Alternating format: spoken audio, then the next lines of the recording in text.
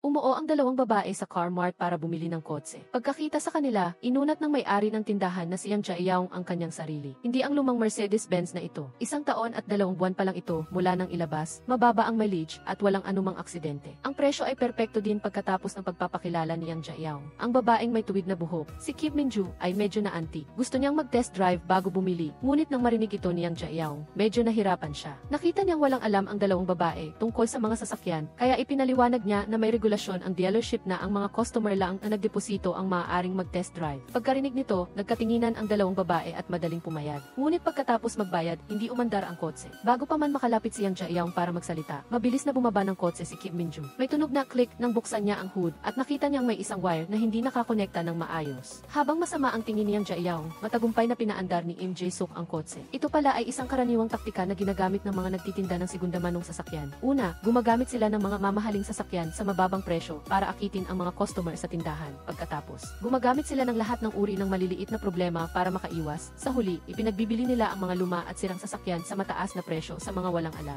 Hindi inakala ni Yang Jiayaong na makakatagpo siya ng ganito katigas na customer ngayon nang hindi nalalaman ang kanilang pagkatao. Ang totoo, ang dalawang babae, sina Kim Minju at Im Jae-suk, ay miyembro ng traffic police team. Habang sinisira nila ang pugad ng mga manlolokong nagbebenta ng segundamanong sasakyan, si Kim Minju, ang babaeng may tuwid na buhok, ay biglang pinatumba ang lalaking nakaupo sa sulok. Isang investigative team na nakasolve ng malaking kaso ay hindi pinapansin ng mga reporter. Ang mga reporter na ito, para makakuha ng paksa at traffic, ay nag-uunahan sa pag-interview ng isang hindi kilalang celebrity na nagkasala. Sa oras na ito, isang reporter na walang posisyon ang napansin ang investigative team. Ngunit nang marinig niyang isa itong kaso ng panloloko sa segundamanong sasakyan, hindi niya mapigilan ang pagmamaliit. Wala pa nga siyang interviewing lens. Kinuha niya ng madalian ang isang calling card. Pinaipadala niya ang mga dokumento ng kaso sa pulisya sa pamamagitan ng email. Madali lang kumuha ng litrato ang team ng investigasyon para matapos ang usapan. Sa proseso ng pagtatala, hindi niya sinasadyang nalaman na nagkamali siya ng dinakip. Sa bagay na ito, hindi nagalit si Chaeyon-ho. Sa halip, ibinigay niya ang mga dokumento na may kaugnayan sa isang serial murder case. Ginamit ng salarin ang kotse para kumilos. Nang gabing iyon, nakatanggap ng tawag si Min So-hee mula sa kanyang ama na nagsabing pumanaw na ang kapitbahay nilang si Bong Sun. Ang kanyang pamangkin na si Jin Yaong ay nag-aaral pa sa high school. Ang kanilang pamilya, na dati nang nahihirapan, ay lalo pang nahirapan. Pagkatapos niyang kumalma, sinabi ng kanyang ama kay Min So-hee na kinabukasan pa lang ng gabi, bago mamatay si Bong Sun, ay nasagasaan siya ng kotse. Ngunit mahirap din ang buhay ng driver. Siya ay isang binata na walang matatag na trabaho. Kanina lang ay pumunta siya sa burol para yakapin si Jin Yaong at umiyak ng labis. Sa sandaling ito, nakita ni Min So-hee si Chaeyon-ho kaya magalang siyang lumapit para bumati. Hindi niya maintindihan kung bakit narito si Chaeyon-ho. Tinanong siya ni Chaeyon-ho kung hindi pa ba niya nakikita ang mga dokumentong ibinigay niya kanina. Matapos agad bumalik sa istasyon ng pulisya, sinimulan niyang basahin ang makakapal na pahina ng mga dokumento. Lumabas na kagabi, habang nangangalakal ng basura si Bong Sun, bigla siyang binangga ng isang sasakyan mula sa likuran at tumilapon. Ang banggaan ay naging sanhi ng kanyang agarang pagkamatay sa lugar. Ang driver ay si Jung Ho-kyu, 32 taong gulang, walang trabaho, at nakapagsumite na ng kabuang 5 aplikasyon para sa insurance ng sasakyan 2 taon na ang nakakaraan. Sa loob ng 1.5 taon matapos mag-apply para sa insurance, si Jung Ho-kyu ay nasangkot sa 4 na aksidente sa trapiko, kasama ang insidente ni Ginang Bomson na ikinamatay ng 3 tao at malubhang ikinasugat ng isa. Lahat sila ay matatandang babaeng nakatira mag-isa at walang kasama. Sa ngayon, nakipag-areglo na si Jung Ho-kyu sa 3 pamilya. Ang halaga ng areglo para sa bawat sambahayan ay humigit kumulang 3 hanggang 5 milyong won, ngunit nakatanggap siya ng kabuang 120 milyong won sa kabayaran mula sa kumpanya ng insurance. Naghihinala sina Udong-gi at Ehyun-kyung na sinadya ni Jung Ho-kyu na pumili ng matatanda upang makakuha ng malaking kabayaran sa insurance. Dagdag pa, mula sa kasong ito, maaaring makakuha ng konklusyon na ito ang kanyang modus operandi. Sa makatuwid, itinuturing na sinadya ito. Ipinaalala ni Kapitan Jung Chae-man na napawalang sala na si Jung Ho-kyu ay hindi madaling baliktarin ang kaso. Dagdag pa, ang investigative team ay may jurisdiction lamang sa kaso sa huli, kaya mas mabuting kumpirmahin muna ang sitwasyon. Sa proseso ng paghahanap at pangangalap ng ebidensya, mayroong isang eksena na parang sa pelikulang Taxi Driver, pagdating sa bahay ng nag-iisang nakaligtas sa aksidente. Naawa ang anak na lalaki ng matandang babae sa driver. Dagdag pa rito, walang kamera sa pinangyarihan ng krimen. Sa huli, 4 na milyong won lamang ang natanggap na kabayaran.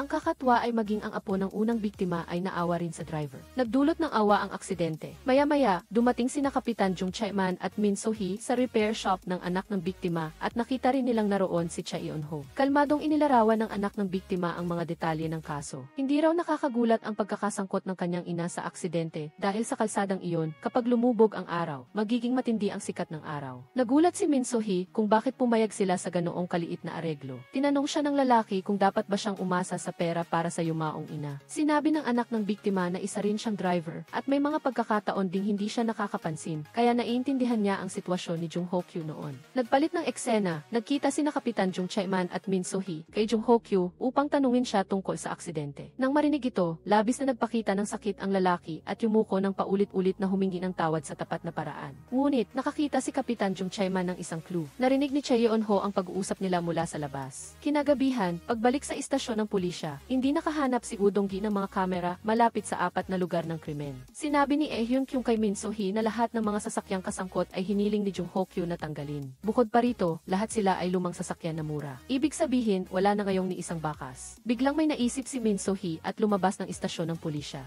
Sa kabilang banda, iniimbestigahan ni Chae Yeon-ho ang sitwasyon sa pinangyarihan ng krimen nang biglang may kotseng humarurot patungo sa kanya. Ang driver ay si Min So-hee. Hindi pa nga siya nakakapagsorry nang biglang may napansin si Chae Yeon-ho na kakaiba. Sa araw ng aksidente, asul ang langit at ang friction coefficient ng aspalto ay 0.8. Ang bilis ni Jung Ho-kyu ay 78 km/h. Nagpreno siya 3 minuto bago bumangga sa tao. Nangangahulugan din ito na, base sa orihinal na posisyon ng mga bakas ng gulong, ang intensyon niya ay hindi umiwas sa biktima kundi siguraduhin na mabangga niya si Ginang Bongson, kaya sinadya niyang iwasan ang basurahan sa gitna. Sumang-ayon si Min So-hee sa lohika ni Chae Yeon-ho, ngunit ayon sa kasalukuyang sitwasyon, napakahirap makakuha ng ebidensya. Nang marinig iyon, ipinaalala ni Chae Yeon-ho sa kanya na wala pang isang buwan tuwing may nangyayari, bumibili si Jung Ho-kyu ng lumang kotse. Pagkatapos ay binigyan niya si Min So-hee ng business card ng nagtitinda ng lumang kotse. Hawak ni Min So-hee ang card at tiningnan ito, hindi ba ito ang grupo ng blondie guy na nahuli ko lang nitong mga nakaraang araw. Kaya, agad na inutusan ng investigative team ang nakatatandang kapatid ng blondie guy na makipagtulungan. Upang makakuha ng pabor, detalyadong sinabi ng nakatatandang kapatid ang tungkol sa pagbili at pagbebenta ng kotse kay Jung Ho-kyu. Ang resulta, ilang araw na ang lumipas ngunit wala pa ring galaw si Jung Ho-kyu. Iminungkahi ni Min So-hee na mag-install ng surveillance at subaybayan siya kapag bumili siya ng lumang kotse upang kahit hindi nila siya mahuli sa akto, mapipigilan pa rin nilang makapanakit siya ng iba. Hindi inaasahan, ang karaniwang mahinhin na si Kapitan Chae Yeon-ho ay hindi lamang pumayag kundi handa pang tanggapin ang kahihinatnan. Siya nga pala ang pinuno ng investigative team. Lumalabas na sa araw ng pagkikita nila ni Jung Ho-kyu, aksidenteng nakita ni Kapitan Jung Chae-man nang umingiti ang lalaki matapos ang pag-iyak noong araw na iyon. Sa huli, tumawag din si Jung Ho-kyu. Isang panig niyang ipinaalam sa may-ari na kukunin niya ang kotse ngayong hapon, pagkatapos ay nagmamadali siyang ibinaba ang telepono. Agad na binigyan ng tagubilin ng investigative team ang may-ari at habang pumipirma si Jung Ho-kyu ng kontrata sa kanya, ikinabit nila ang surveillance at GIS device sa ilalim at pedal ng lumang kotse. Ngunit ang taong ito ay karaniwang napakaingat sa pagmamaneho. Masyado ring malayo ang distansya sa likuran ng sasakyan, kaya hindi mo talaga makikita na ito ay isang sinasadyang pagbangga. Matapos ang ilang araw ng pagsubaybay at investigasyon, natuklasan ng investigative team na si Jung Ho-kyu ay laging malapit sa isang 81 taong gulang na lola, at nakita silang magkasama sa parehong frame ng 8 beses sa loob ng isang linggo. Bukod pa rito, ang kalagayan ng babaeng ito ay tugma sa kay Ginang Bongson. Sa makatuwid, ipinapalagay ni Kapitan Jung Chae-man na marahil ang susunod na target ni Jung Ho-kyu ay ang matandang babaeng ito. Kasabay nito, nawalan si Jung Ho-kyu ng maraming pera dahil sa currency speculation at naisip niyang gawin ito muli upang punan ang kakulangan. Gayunpaman, bigla niyang naalala ang kanyang pagpupulong sa investigative team at inakala niyang pinaghihinalaan na siya ng kalaban, kaya nagsimula siyang maghanap ng impormasyon. Mayroong artikulo sa online tungkol sa pagkakadakip sa mga scammer na nagbebenta ng mga lumang kotse at doon napagtanto ni Jung Ho-kyu na target na siya ng pulisya. Kinabukasan, may napansin si Min So-hee na mali habang sinusundan si Jung Ho-kyu, kaya agad niyang hinarang ang sasakyan nito. Ngunit hindi si Jung Ho-kyu ang bumaba ng sasakyan, ibinenta na pala niya ang kotse kagabi.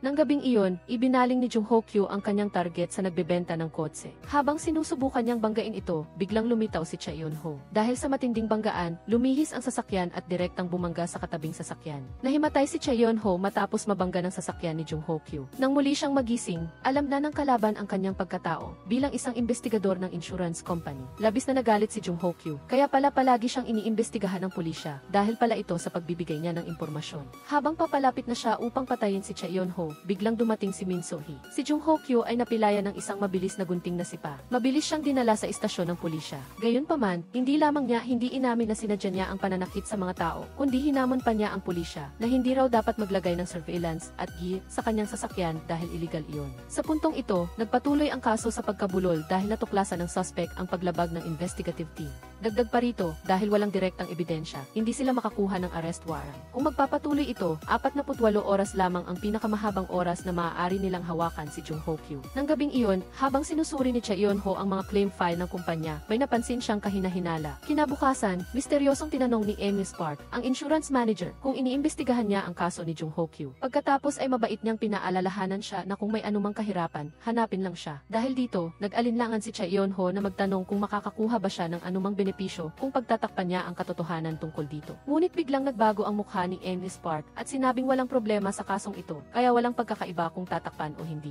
Sa kabilang banda, nahanap ni Min So-hee ang bumili ng sasakyan ni Jung Ho Kyu. Ibinunyag ng taong ito na sa araw ng transaksyon, humiram si Jung Ho Kyu ng kanyang telepono para tumawag. Sa kasamaang palad, nabura ng taong iyon ang record. Kinaumagahan, sinuri ni Gudonggi ang mga galaw ni Jung Ho Kyu sa mga nakaraang araw at hindi inaasahang nalaman na dumaan siya sa 3 gasolinahan. Ang kahina-hinala ay huminto siya sa isa sa mga gasolinahan na iyon ng 15 minuto. Karaniwan, ang pagpuno ng tangke ng gas ay hindi umaabot ng 5 minuto. Ibig sabihin ay may iba siyang pakay. Ilang sandali, ipinakita ni Min So-hee ang larawan ni Jung Ho Kyu sa empleyado ng gasolinahan para sa pagkakakilanlan, ngunit hindi inaasahan ng empleyado ng gasolinahan.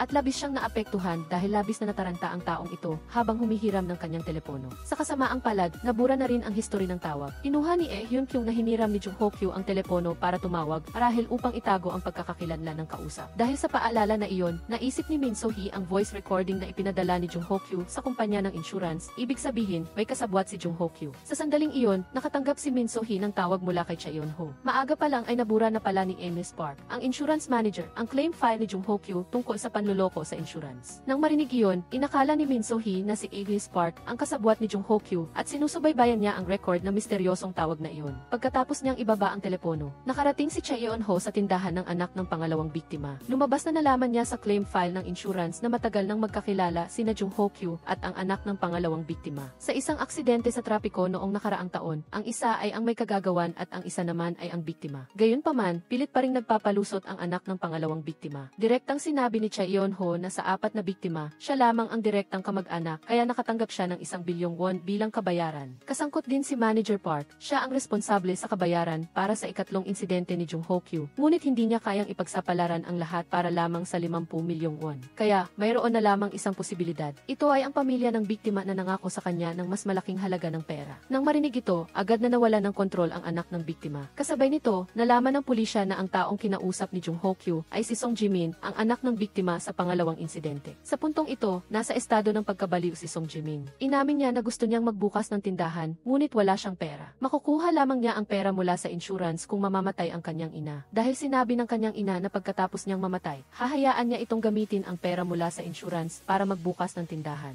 Ngunit hindi maintindihan ni Cha Eun-ho kung bakit niya gustong patayin ang ibang matatandang babae. Talagang kakaiba ang pag-iisip ni Song Jimin. Naramdaman niyang kung sisimulan niya sa pagpatay sa kanyang ina, tiyak na maghihinala ang pulisya. Kaya, kailangan niyang patayin ang ilang tao pa upang ilihis ang atensyon. Habang lalong nagsasalita ang taong ito, lalo siyang nagiging balisa. Kumuha siya ng di kilalang nasusunog na likido at ibinuhos kay Cha Eun-ho. Pagkatapos ay bumubulong habang nagbubuhos ng tubig. Matagal ko nang binili ang fire insurance para sa tindahang ito. Isang sulo lang para masunog ito at makakakuha ako ng 200 milyong won na kabayaran. Naisip na rin niya ang dahilan, sasabihin niyang dumating ang insurance investigator para magtanong at nagkaroon ng gulo sa pagitan nilang dalawa na nagdulot ng sunog. Ngunit sa mahalagang sandali, hindi niya mahanap ang lighter. Nang makita ito, agad na tumayo si Cha Eun-ho at nakipag-away sa walang utang na loob na anak. Bilang resulta, nasunggaban ng lalaki ang lighter at inihagis sa sahig. Mabilis na nakaiwas si Cha Eun-ho, ngunit ang walang utang na loob na anak ang nilamon ng apoy. Sa kabutihang palad, dumating kaagad ang investigative team kaya nailigtas ang kanyang buhay. Pagkatapos, kinuha ni Cha Eun-ho ang isang recording pen at ibinigay kay Min So-hee bilang ebidensya. Ngayon, ang kaso ng sunod-sunod na aksidente sa kotse para mandaya ng pera sa insurance ay nalutas na. Agad na umamin si Jung Ho Kyu sa lugar at ang kanyang kasabwat na si Manager Park ay inaresto din alinsunod sa batas. Gayunpaman, ang pinakamalaking bayani, si Cha Eun-ho, ay sinibak naman ng kanyang kumpanya dahil sa paglalantad ng panloob na impormasyon.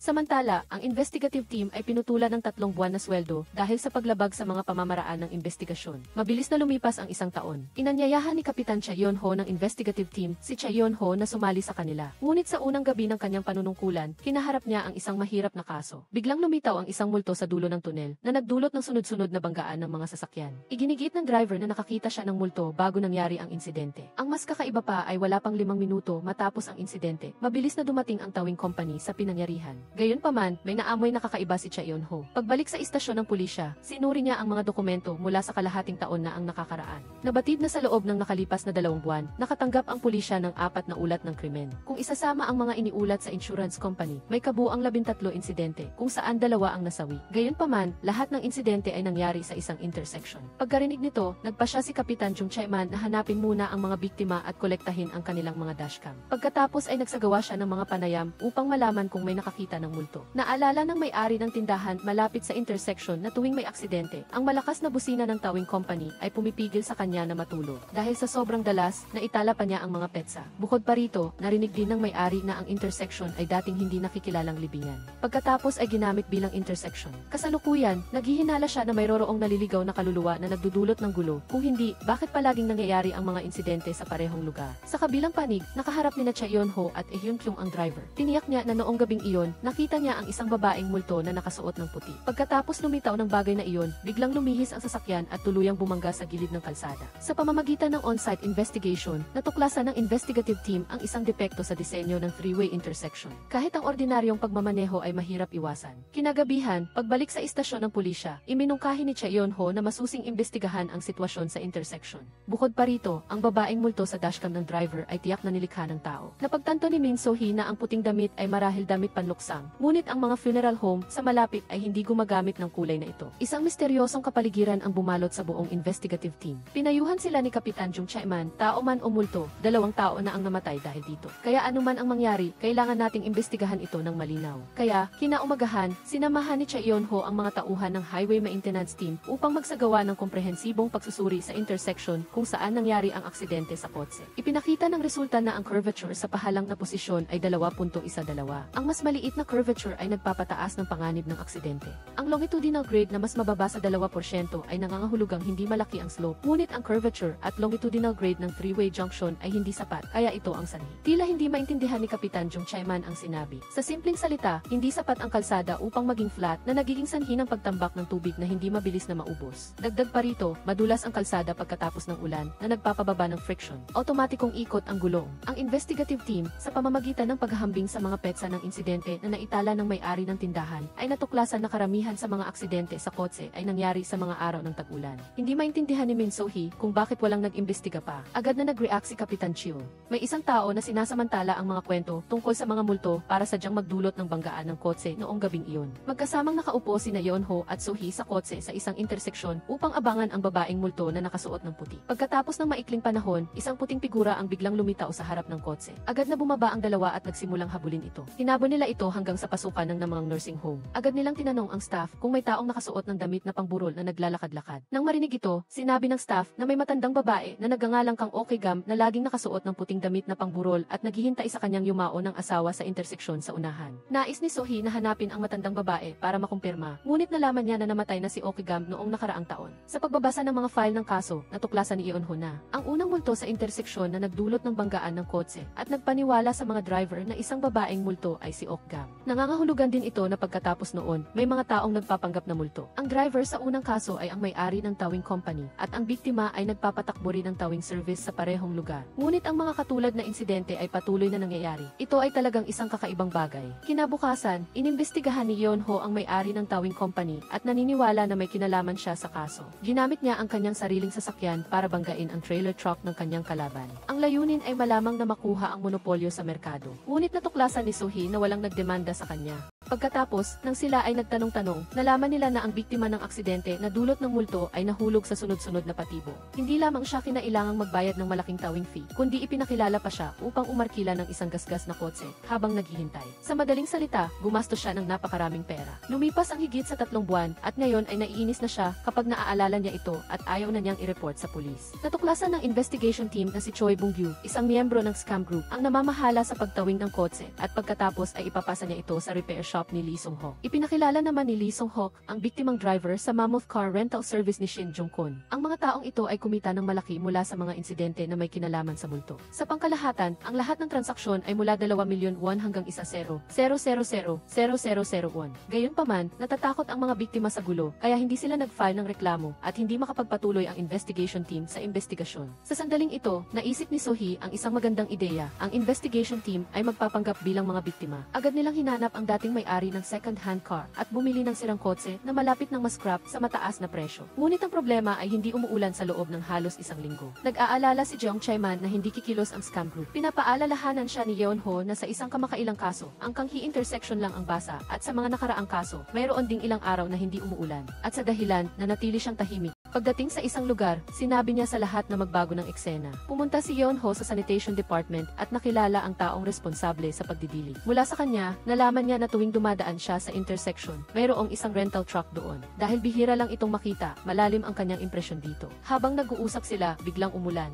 Noong gabing iyon, minaneho ni Sohee ang sirang kotse papunta sa intersection at nagkaroon ng insidente. Pagkatapos noon, agad na dumating si Choi Bung-gu sa pinangyarihan kasama ang kanyang towing truck. Gayunpaman, ang buong proseso ay na-video ni Woo Dong-gi. Pagkatapos noon, agad na dinala ni Choi Bung-gu ang sirang kotse sa repair shop ni Lee Sung-ha. Ngunit hindi inaasahan, hindi sumunod si Sohee sa nakasanayan at hiniling niyang ipascrap ang kotse. Dahil naibigay na ni Lee Sung-ha ang bayad kay Choi Bung-gu, malaki ang mawawala sa kanya kung hindi ipaayos ni Sohee ang sasakyan. Kaya naisip niya na ipakilala ang tao kay Shin Jung-kun. Pagkatapos niyang marinig ito, agad siyang pumayag. Sa kabilang banda, natagpuan ni Yeon-ho ang car rental company ni Shin Jung-kun at nakakita rin siya ng moisture absorbent na tinatawag na calcium chloride. Nagtagumpay ang dalawa sa pag-arkila ng kotse at agad na bumalik sa police station. Pagdating pa lang sa pintuan, biglang naunawaan ni Yeon-ho kung bakit hindi umuulan, ngunit basa pa rin ang kalsada at kung bakit. Natuklasan niya ang mga marka ng paso sa kamay ng mga taong iyon at hinuha na pagkatapos mag-spray ng tubig ang truck. Ginamit ng scam group ang truck upang ikalat ang calcium chloride sa kalsada. Ang chemical na ito ay sumisipsip ng moisture na nagiging sanhi ng pagiging madulas ng kalsada mula sa matagal na pagkakadikit. Kaya't mayroon silang mga markang parang paso sa kanilang mga kamay. Ang pagpapanggap na multo ay ginawa para itago ang katotohanan na ang kalsada ay basa dahil sa calcium chloride na nagdulot ng biglaang pagpreno ng mga kotse. Pagkatapos malaman ang mga detalye ng kaso, nagmaneho si Sohee sa intersection at agad na inaresto ang binata na nagpapanggap na multo. Si Shin Jung-kun ng criminal organization ay hindi rin nakatakas sa batas. Dito nagtatapos ang kaso ng peking multo. Pag-uwi ni Yeon-ho mula sa trabaho, umuwi siya.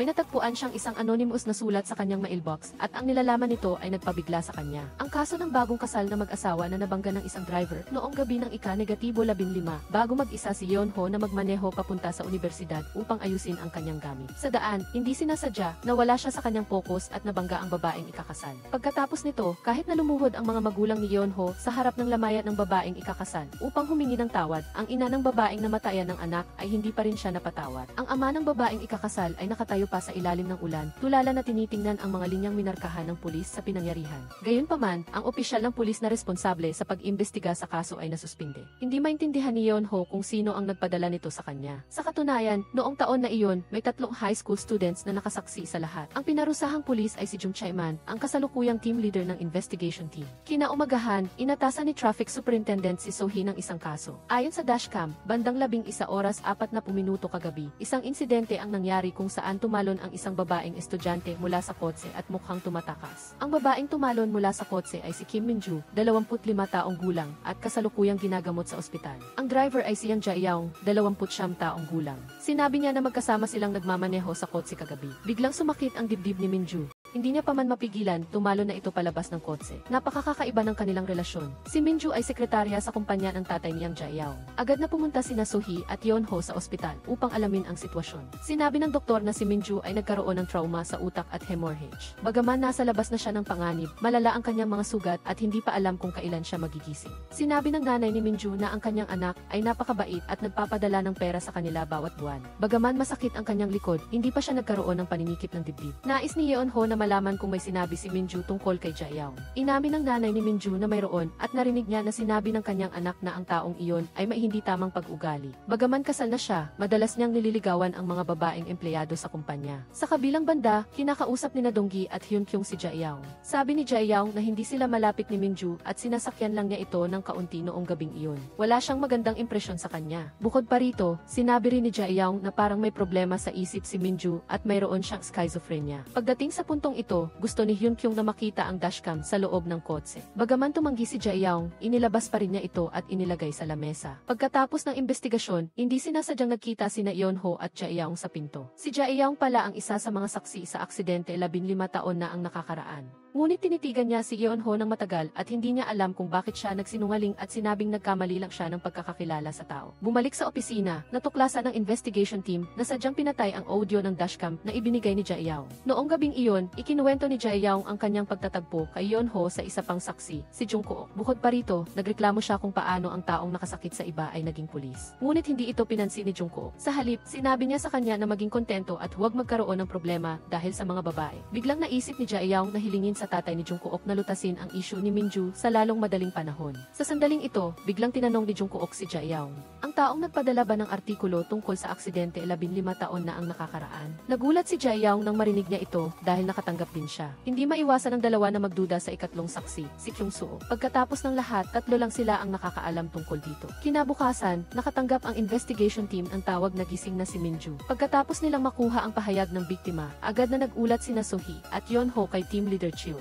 Tumalon si Minju mula sa kotse dahil sa harassment. Wala pang sapat na ebidensya at ang pagiging agresibo ay lalo lang magpapahirap sa sitwasyon ni Minju. Kaya, iminungkahi ni team leader Cheon na kausapin si Jae-young at sadyang ibunyag ang mga sinabi ni Minju upang subukan ang kanyang reaksyon. Nang malaman ni Jae-young, nagalit siya at sinabi niya agad na si Minju ay isang gold digger na gustong mam-blackmail sa kanya. Kamakailan, naging popular sa South Korea ang mga babaeng nanunukso sa mga may asawa at pagkatapos ay nagbabago ng isip. Gayunpaman, hindi niya inamin na hinaras niya si Minju. Nag-iwan siya ng isang pangungusap, ipakita mo ang ebidensya, kung hindi ay idedemanda kita para sa paninirang puri, at umalis na siya. Noong gabing iyon, humingi ng tulong si Jae-young kay Jungkook. Ano man ang mangyari, kailangan niyang humingi ng tulong sa tatay ni Jungkook. Ang mga ama ng dalawa ay magkaparehong mga taong may mataas na posisyon. Ang isa ay nasa politika at ang isa ay nasa underground. Nagkataon na ang tatay ni Jungkook ay naghahanap ng paraan para sa kanyang anak. Kinakausap ni Jungkook ang kanyang tatay tungkol kay Jae-young. Pagkatapos, nakatanggap sina Sohee at Yeonho ng balita na si Minju, ang babaeng tumalon mula sa kotse, ay inilipat na sa isang common ward. Ngunit nang buksan nila ang pinto, nakita nila si Jae-young at ang kanyang abogado na nakatayo sa tabi ng kama ng pasyente. Ayon sa batas ng South Korea, ang mga suspect sa isang criminal case ay hindi pinahihintulutang makipag-ugnayan sa biktima ng basta-basta. Hindi inaasahan, sinabi ng abogado na nakipag-ayos na sila kay Minju. Pagkatapos ay umalis siya sa ospital ng mayabang.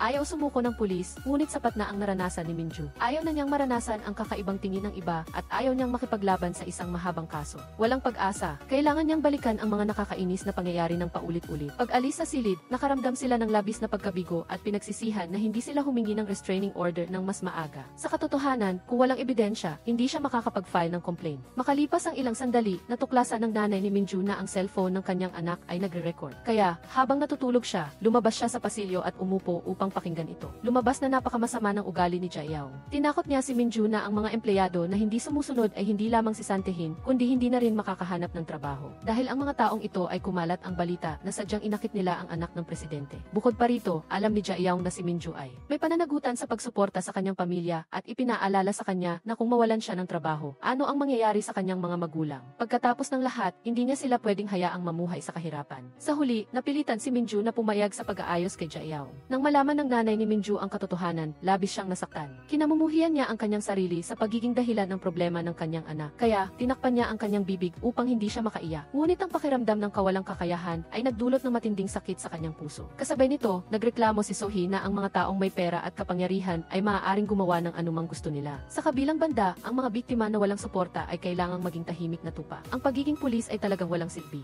Nang hapong iyon, matapos makatanggap ng tawag mula sa isang kasamahan, isang residente sa isang subdibisyon na nagngangalang Jung Kyung-soo ay namatay noong nakaraang gabi. Siya ay isang taong gala na maghapon lang na umiinom ng alak. Nang matagpuan ang kanyang katawan, puno ito ng amoy ng alak. Sa una, inakala itong isang simpleng kaso ng kamatayan dahil sa pagkalasing. Ngunit pagkatapos ng investigasyon sa pinangyarihan, natuklasan na ang katawan ng biktima ay may mga marka ng gulong. Sa sumunod na mga panayam, sinabi ng may-ari ng bar sa Nayod na araw-araw ay pumupunta si Jung Kyung-soo dito para uminom hanggang gabi bago umuwi. Noong nakaraang gabi, umalis siya bandang 1 bukod pa rito. Ang taong ito ay laging nakikipag-away sa iba kapag lasing siya. Kaya't sa pangkalahatan, wala siyang kasama sa pag-inom. Naalala ni Gyeng Kwang sa kalye na hindi siya makatulog noong nakaraang gabi. Nakita niya si Jung Kyung-soo na nakikipag-away sa isang lalaking nakasuot ng sombrero. Gayunpaman, hindi niya makita ng malinaw ang mukha ng taong iyon. Gayunpaman, napakatangkad ng lalaking ito at nagbibigay ng nakakatakot na pakiramdam. Sa kabilang banda, pagkatapos Pagkatapos ng pagsusuri at paghahambing ng forensic expert, may dalawang marka ng gulong sa damit ng biktima. Pinagsama-sama ng investigation team ang mga dokumento na nasa kanilang kamay. Ang oras ng kamatayan ni Jungkook Soo ay sa pagitan ng 2 at 4 ang sanhi ay pinsala sa liig at dibdib. Sa ngayon, natukoy na ang hugis ng dalawang sasakyan. Bukod pa rito, na-record din ng kalapit na kikis camera. Kaya, ang itim na taxi ang pinakamalaking suspect. Noong gabing iyon, dumating ang namang police chief sa namang police station at siya ang tatay ni Jungkook. Nagkataon na dumaan sina Yeonho at Sohee. Agad niyang nakilala na ang lalaking nasa harap niya ay ang pulis na gustong ipagtapat niya ang kaso 15 taon na ang nakararaan. Dahil naganap ang pagnanakaw at pambabastos sa parehong distrito, nagplano ang Criminal Division at Traffic Division na lutasin ang kaso ng magkasama. Pagkatapos ng pagsisiyasat, natagpuan ni Sohee at Yeonho ang taxi. Ngunit ayon sa empleyado ng taxi company, nag-sick leave ang driver at hindi pumasok sa trabaho. Mas lalong nagkataon na ang dashcam sa kotse ay binura ng isang tao. Hindi nagtagal ay natagpuan ng dalawa ang driver na nagkunwaring may sakit. Dahil ang mga kumpanya ng taxi ay nagtatago ng digital na backup ng kanilang biyahe. Ipinakita nito na noong 2 oras 34 minuto ng araw ng insidente. Huminto ang taxi malapit sa pinangyarihan sa loob ng 2 minuto at 19 segundo. Tinanong ng driver kung namatay na ang taong iyon. Lumabas na noong araw ng insidente, nagmamaneho ang driver at may sakay na pasahero nang bigla siyang maapakan ng isang bagay. Agad siyang huminto at sinuri ito. Hindi niya inaasahan na isang tao pala iyon. Agad siyang natakot at hindi alam ang gagawin. Nang gusto na niyang tumawag sa pulis, nakita niya ang kanyang anak na babae sa screen ng kanyang telepono at nag-aalangan siya. Kasal ang kanyang anak sa susunod na linggo. Kung tumawag siya ng pulis, malalaman ng lahat na ang kanyang anak ay may tatay na nakabangga sa isang taong patay na. Nag-aalala siya na sisirain niya ang kanyang anak kaya hindi siya tumawag sa pulis. Ngunit ang kilos na ito ay nagdulot ng isang malaking kalamidad. Sinabi ni Yeonho sa driver na ang lasing na lalaki ay malamang na namatay na bago pa siya mabangga. Ito ay dahil may isa pang kotse na bumangga sa biktima bago pa ang pangyayari. Ayon sa mga bahagi na ginamit sa paggawa ng marka, malamang na ang ibang tao ang gumawa nito. Ayon sa mga kaugnay na legal na probisyon, ang pagbangga sa isang taong patay na ay walang parusa. Ngunit ang hindi pagtawag ng driver ng pulis ay katumbas ng pagtalikod sa kanyang pagkakataon na patunayan ang kanyang sarili na inosente. Nangangahulugan din ito na kailangan niyang pagbayaran ang kanyang makasariling kilos. Kinaumagahan, na-recover ng investigation team ang data mula sa dashcam. Ayon sa data na ipinakita sa video, talagang tugma ito sa pahayag ng driver. Dahil ang dashcam ay may mas malawak na anggulo kaysa sa driver. Kapag nagmamaneho sa isang makitid na eskinita, kailangan mong maging maingat bago dumaan. Biglang nakakita si Yeonho ng isang kahina-hinalang lugar. Nang tumakas ang taxi mula sa pinangyarihan, na-record nito ang unang kotse na bumangga kay Kyung Soo. Mas lalong nakakagalit na ang salarin ay nakaupo sa loob ng kotse at tinitingnan ang kanyang i-masterpiece. Nang makita ito ni Yeonho, bigla niyang naisip na ang taong ito ay ang lalaking nakasuot ng itim na sombrero. Ang taong nakita ng saksi. Sa sandaling ito, nakatanggap si Hyun Kyung ng tawag mula sa isang residente na natagpuan na nila ang silver car na may kaugnayan sa kaso. Kinumpirma ng patrol partner sa pamamagitan ng plate number na ito ay isang kotse na naiulat na nawawala 10 araw na ang nakalilipas. Napansin ni Team Leader Cheong ang maraming gasgas sa lock. Kinuha niya na ginamit ng salarin ang gunting para tusukin ang lock at pagkatapos ay inangat ito ng malakas. Sa loob ng wala pang 2 segundo, nabuksan ang pinto ng kotse. Siyempre, ito ay isang lumang paraan at hindi na gumagana sa mga kasalukuyang kotse. Medyo nag-aalala si Team Leader Cheong na dahil kumilos sila mula sa loob ng kotse, posible na magkakasala sila nang hindi nila namamalayan. Sa kabilang banda, binisita ni Yeonho at Donggi ang isang convenience store sa malapit. Nagkataon na ang kamera ng isang bahay ay nakuha ang lalaking nakasuot ng itim na sombrero. Napansin ng dalawa na nagtapon ang lalaking ito ng upos ng sigarilyo sa lupa. Kaya, ginamit ng lahat ang mga chopsticks para kunin ang upos ng sigarilyo sa malapit upang subukang hanapin ang ihiki ng salarin. Ngunit pagkatapos ng pagsusuri kinabukasan, walang katugmang resulta sa database ng ihiki. Nangangahulugan din ito na hindi pa siya nakakagawa ng seryosong krimen o ito ang kanyang unang beses o siya ay isang juvenile offender. Nang hapon, habang tinutulungan ni Yeonho si Sohee na ihatid ang mga dokumento sa homicide team, napansin niya ang mapa ng saklaw ng operasyon ng suspect sa kaso ng cyberstalking. Sinabi ni Hyun Kyung, ang taong nawala ng kotse, sa investigation team.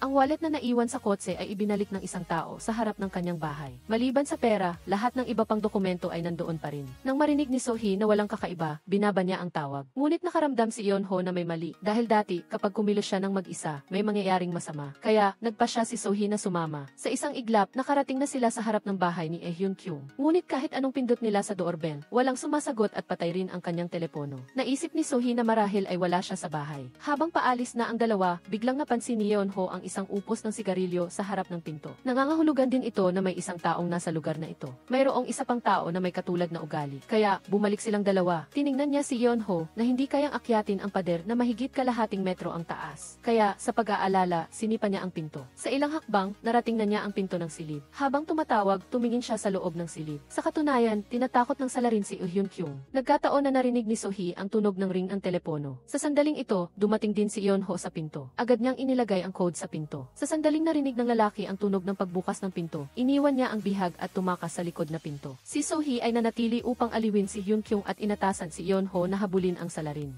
Ngunit hindi niya ito kayang dalhin at hawakan. Ang kanyang lakas ay talagang mahina. Pagkatapos ng matinding hirap, nahawakan niya ang paa nito, ngunit agad siyang pinatumba at nawalan ng malay. Dahil sa ingay, ang insidente ay kinategorya ng pulisya bilang pagnanakaw at pisikal na pananakit. Natural, ipinasa ito sa homicide team para sa karagdagang investigasyon. Ang pinuno ng homicide team, si Lee Tae-jo, ay hindi nakalimutan na mang-asa. Maliwanag na tinatawanan niya si Yeonho na sa kanyang paningin ay walang silbi. Ngunit noong hapong iyon, nagbigay si Yeonho ng matinding sampal kay Lee Tae-jo. Habang ginagawa ang ulat ng paglilipat ng kaso, itinuro ng investigation team na ang kotse ay ninakaw. Sa loob ng nakaraang 4 na buwan, sa saklaw na jurisdiksyon at 3 kalapit na distrito ay nagkaroon ng 10 katulad na kaso, kabilang ang biktima kaninang umaga. Sa sandaling ito, biglang nagsalita si Cha Yeonho. Inakala niyang ang ninakaw na sasakyan na iniimbestigahan at ang taong nasa likod ng insidente ay isa. Hindi pa niya natatapos ang kanyang sinasabi, pinagtawanan na siya ng kanyang mga kasamahan sa homicide team dahil paano magkakaroon ng mas maraming karanasan ang isang baguhan kaysa sa kanila. Si Min Sohee, na nasa tabi niya, ay susubukan sanang ipagtanggol si Cha Yeonho. Ngunit nagkunwari si Lee Tae-jo na nanonood ng dula, sinabing gusto niyang marinig kung ano ang kawili-wili. Itinuro lamang ni Cha Yeonho ang start ng pagsusuri ng kaso ng pambubugbog, ang lokasyon at petsa ng insidente, at ang lokasyon at petsa ng pagnanakaw. Masasabing magkatulad na magkatulad. Pagkatapos marinig iyon, agad na nagbago ang ekspresyon ni Lee Tae-jo. Upang itago ang kahihiyan, iginiit niya na hindi sapat ang mga ebidensya upang patunayan na iisa lang ang salarin. Sinabi ni Cha Yeonho na mayroon silang ebidensya, ang A3 na nakolekta mula sa upos ng sigarilyo sa pinangyarihan ay maaaring itugma sa isihi ng suspect sa sunod-sunod na pag-atake. Bagaman nanalo si Cha Yeonho sa debate, nag-alala naman si Hyun Kyung. Ayon sa inihayag ni Hyun Kyung, dati nang magkasintahan sina Hyun Kyung at Lee Tae-jo. Maraming taon na ang nakalipas nang iniimbestigahan ni Hyun Kyung ang isang kaso ng iligal na kotse. Hindi sinasadyang natuklasan niya na ang mga anak ng matataas na opisyal ay sangkot sa droga. Pagkatapos malaman ng nakatataas, ipinasa nila ang kaso kay Lee Tae-jo upang imbestigahan. Ang resulta ay 20 illegal na driver lamang ang naaresto. Pagkatapos, si Lee Tae-jo ay na-promote bilang pinuno ng homicide team. Nakipaghiwalay din si Hyun Kyung sa kanya. Kasabay nito, inanap ni Yang Jae-young at Pyo Jung-wook si Gu Kyung-soo upang piliting tanungin kung siya ang nagpadala ng anonimong artikulo sa Kya. Ngunit gaano man siya paikutin, iginiit pa rin ni Gu Kyung-soo na wala siyang alam. Bumalik sa kalsada ng syudad, hindi maiwasan ni Pyo Jung-wook at Yang Jae-young ang pagkalito. Hindi kaya talaga si Gu Kyung-soo ang may gawa? Sa katunayan, nakatanggap din si Gu Kyung-soo ng anonimong artikulo na iyon. Alam niya na kung hindi dahil kina Pyo Jung-wook at sa kanyang ama, hindi sana namatay ang ina.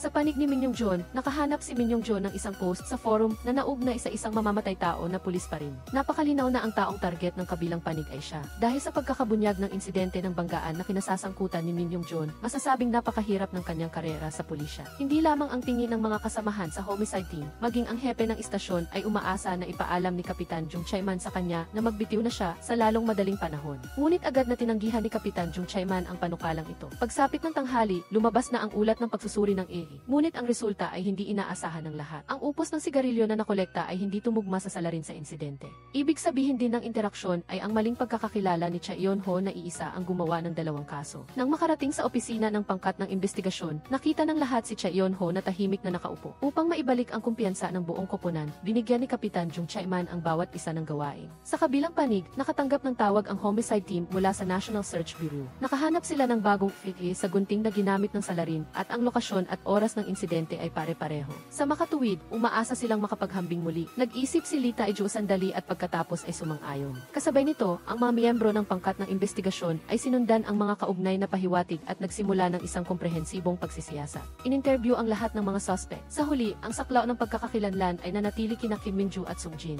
Nang gabing iyon, natagpuan ang nawawalang sasakyan ni Min Young-joon. Pagkatapos suriin, nakitang napakalinis ng sasakyan. Maliban sa memory card na inalis, lahat ay pareho pa rin. Gayunpaman, nagulat si Chaeyon-ho sa mataas na takong na sapatos sa kotse. Nang makita ito ni Min So-hee, agad siyang nagpaliwanag, normal lang para sa mga babaeng nagtatrabaho na mag-iwan ng mataas na takong sa kotse. Hindi lang ito maginhawa para sa pagpapalit, ngunit hindi rin sila mapaparusahan sa pagmamaneho. Ngunit hindi iyon ang puntong pinagtutuunan ni Chaeyon-ho. Ang sasakyan na nakatapak kay Gu Kyung-soo ay nawalan din ng memory card. Sinabihan niya sina Min So-hee at Hyun-kyung na mag-isip-isip. Kung ako ang suspect, paano malalaman ang kanilang pagkakakilanlan, sasakyan, lugar ng trabaho, maging ang kanilang tirahan? Dapat ay dashcam. Ngayon alam na natin kung paano sila gumagana. Agad na bumalik sina Min So-hee at Chaeyon-ho sa pangkat ng investigasyon upang tingnan kung may mga katulad na kaso. Sa katunayan, 2 buwan na ang nakalipas, isang babae na nagngangalang Kim Min-ju ang nawala ng sasakyan na maihalos parehong sitwasyon sa kaso ng nawawalang sasakyan. Sa pagkakataong ito, maraming gamit pambabae sa sasakyan, tanging ang memory card ng dashcam at ang self-defense taser ang nawawala. Kinabukasan, agad na hinanap ng 2 tao si Kim Min-ju, ngunit labis ang pagkadismaya ng babae. Ngunit nang marinig niyang tinanong ang salarin,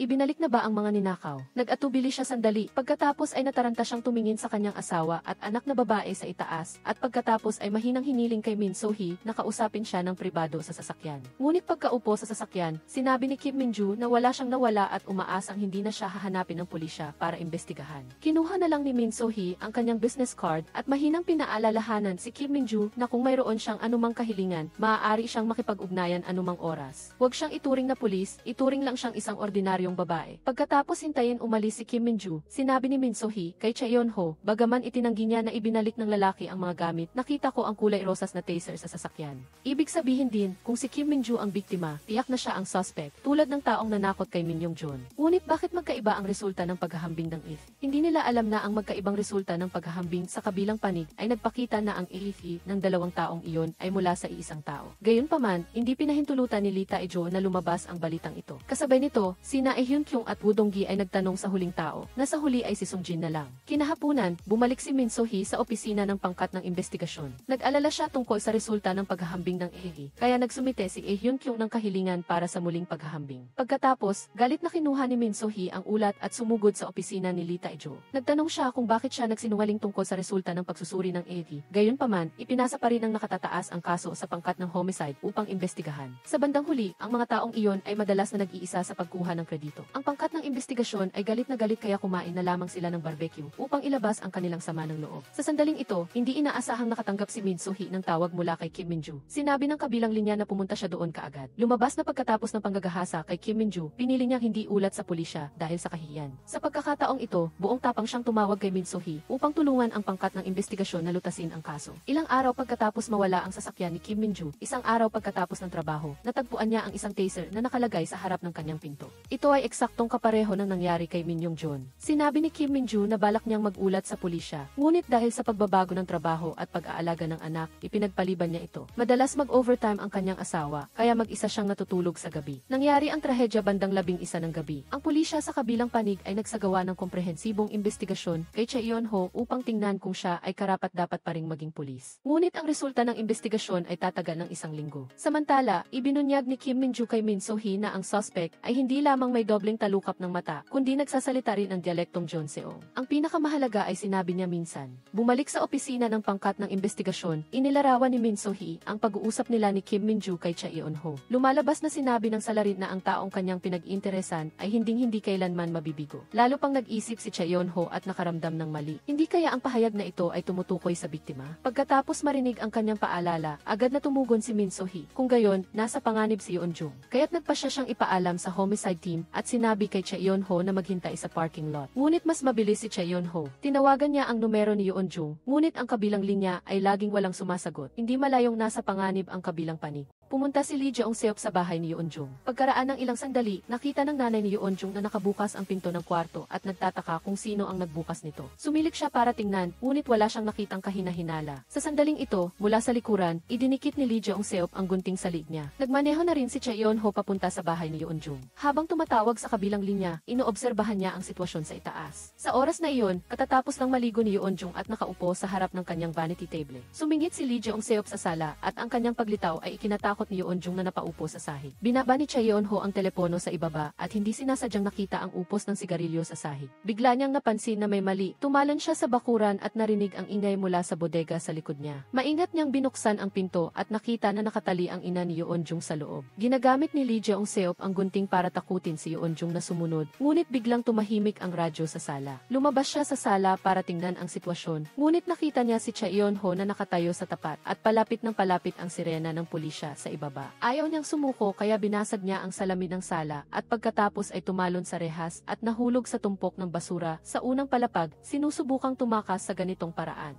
Ngunit minamaliit niya ang determinasyon ni Cha Yeon-ho na parusahan ang kasamaan. Sa huli, sa ilalim ng buong pusong pagtuturo ni Min So-hee, matagumpay na nakontrol ni Cha Yeon-ho si Lee Jeong-seop. Sa ngayon, natapos na ang serya ng mga kaso ng interaksyon at pagnanakaw. Pagkatapos nito, inangkin ng homicide team ang lahat ng kredito. Ngunit may isang bagay na dapat ipagdiwang. Dahil sa napakahusay na pagganap ni Cha Yeon-ho sa kasong ito, nagpa siya ang mga nakatataas na huwag siyang tanggalin. Kasabay nito, si Yang Jae-young, na nagmamaneho habang galit ay biglang lumiko ang sasakyan sa harapan at sumugod sa gitna ng kalsada. Hindi siya nakaiwas at direktang sumalpok sa guardrail. Matapos umikot ng ilang beses ang sasakyan, bumagsak ito ng malakas sa lupa. Ngunit pagkatapos makita si Yang Jae-young. Nakita ni Yang Jae-young ang mukha ng driver at hindi sinasadyang naalaala ang insidente noong taon na iyon. Sa takot, patuloy siyang humingi ng tawad at nagmakaawa sa kabilang panig na patawarin siya. Ngunit sinindihan ng misteryosong lalaki ang lighter at walang pag-aatubiling inihagis ito sa loob ng sasakyan. Kasabay ng isang pagsabog, malaki ang naging kapalit ni Yang Jae-young sa insidente noong taon na iyon. Ang ama ni Yang Jae-young, na nalungkot sa pagkamatay ng kanyang anak, ay labis na nagdalamhati. Dumating ang mag-amang Pyo Jung-wook upang magbigay ng pakikiramay. Bilang ministro, sinabi ng ama ni Pyo Jung-wook sa ama ni Yang Jae-young tungkol sa investigasyon ng kaso. Maingat na sinuri ng pulisya ang sasakyan ni Yang Jae-young. Ang pag-inom ni Yang Jae-young ng kaunting alak noong panahong iyon ay itatago at walang ibang makakaalam tungkol dito. Ang preno ng kanyang sasakyan ay sinira. Kaya naman nagresulta ito sa pagkasunog at pagsabog. Kinumpirma ng kamera sa pinangyarihan na may itim na kotse sa lugar. Hindi lamang ito simpleng banggaan, kundi sinadya ang pananambang kay Yang Jae-young. Nang marinig ng ama ni Yang Jae-young na sinaktan ang kanyang anak, galit siyang bumagsak ng baso. Humiling siya sa ama ni Pyo Jung-wook na hulihin ang salarin. Ngunit nakita ni Pyo Jung-wook ang isang pamilyar na anino sa mga nakikiramay ang kanyang dating kaklase na si Gu Kyung-soo ay naroroon din. Pinaghihinalaan niya na si Gu Kyung-soo ang may gawa kay Yang Jae-young. Ngunit sinabi ni Gu Kyung-soo na inosente siya at buong araw siyang nagtrabaho kahapon. Sa sandaling ito, nakatanggap ng ulat ang alarm center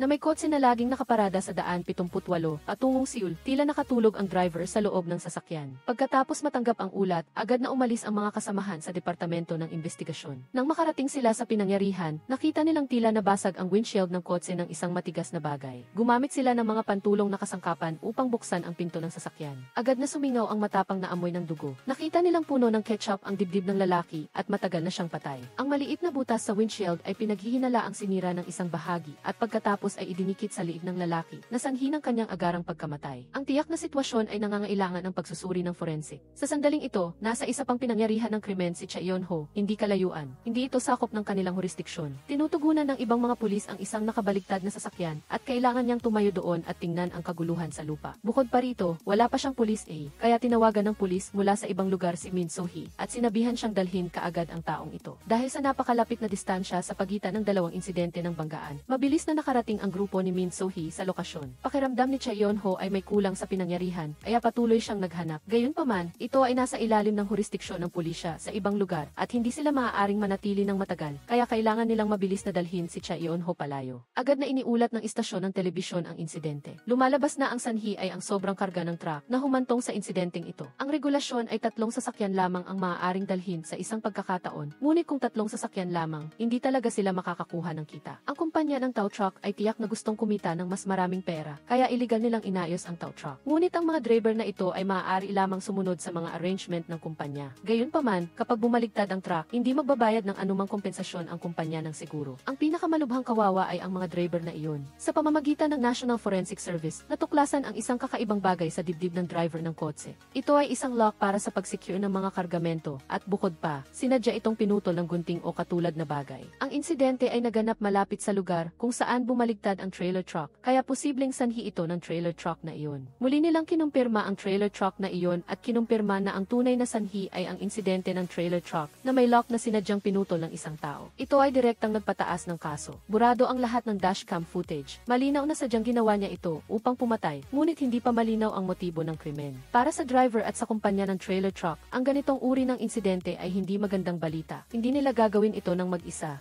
Kaya mayroon lamang isang posibilidad, paghihiganti. Kailangan lang tanungin ang dating driver kung nagkasala ba siya sa sinuman. Ngayon, opisyal lang pinagsama ang dalawang kaso. Ang Traffic Crime Investigation Team ang responsible sa pag-imbestiga. Pumunta sila sa ospital kung saan naroroon ang driver ng tow truck, ngunit natuklasan nilang wala siya doon. Pagkatapos maghanap, natagpuan nila ang driver sa rooftop at naghahanda siyang tumalon. Sa puntong ito, ang driver ay nasa bingit ng pagbagsak. Sinabi ng kumpanya na overloaded siya at pagkatapos ng insidente, gusto nilang magbayad siya ng kompensasyon. Ginugulan niya ang lahat ng kanyang ipon at hindi pa rin sapat para makabayad. Lalo na nang malaman niyang sinaktan niya. Namatay na tao, lubos siyang nalungkot dahil sa simula pa lang ay isa siyang mabuting tao na umaasa lamang sa sarili niyang pagsisikap para mabigyan ng magandang buhay ang kanyang pamilya. Nang marinig niyang sinaktan niya ang isang inosenteng tao, labis ang kanyang paghihirap kaya hindi niya ito matagalan. Ngunit mayroon pa siyang isang anak na babae, kaya para sa kanyang anak, hindi siya maaaring mamatay ng ganoon kadali. Sinabi ng pulisya sa kanya na maaaring hindi siya ang sanhi ng pagkamatay ng taong iyon. May sadyang pumuputol sa lock ng kanyang sasakyan, kaya nangyari ang insidente. Sa wakas, nakahinga siya ng maluwag ng marinig iyon. Kung talagang namatay ang taong iyon dahil sa kanya, malamang na hindi siya magiging payapa sa buong buhay niya. Pagkatapos magtanong-tanong, nalaman nila ang lugar kung saan madaling galawin ang trailer truck. Noon, huminto siya sa rest stop. Hindi niya inaasahan na may isang binata ang pumasok sa kanyang trailer truck, kaya nagtalo sila ng kaunti. Ang binata ay isang chef, ngunit mayroon siyang alibi. Noong panahong iyon, kasama niya ang kanyang kasintahan.